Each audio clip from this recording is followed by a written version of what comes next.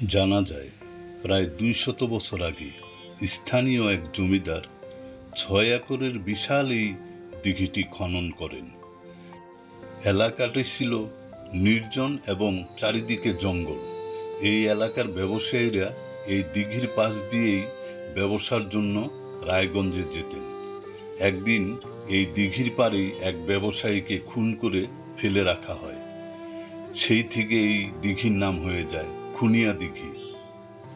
পরবর্তীতে ১৯৭১ সালে স্বাধীনতা যুদ্ধের সময় মুক্তিযোদ্ধা এবং মুক্তিযুদ্ধের পক্ষের লোকজনকে পাকিস্তানি আর্মিরা ধরে এনে তাদের টর্চার সেলে নির্যাতন করে হত্যা করে এবং এই দিঘিতে তাদের লাশ ফেলে দেয়। স্বাধীনতার মুক্তিকামী মানুষের ১ থেকে ১,৫০০ লাশ এই দিঘিতে ফেলা হয়।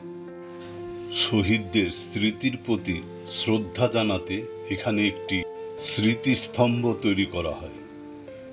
বিজয় দিবসে এবং স্বাধীনতা দিবসে শহীদদের প্রতি শ্রদ্ধা জানাতে এই খুনিয়া দিঘি স্মৃতিস্তম্ভ তৈরি করা হয়।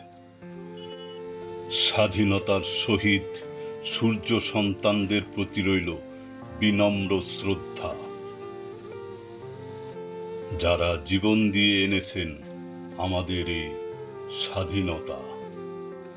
আমরা তোমাদের ভুলব না।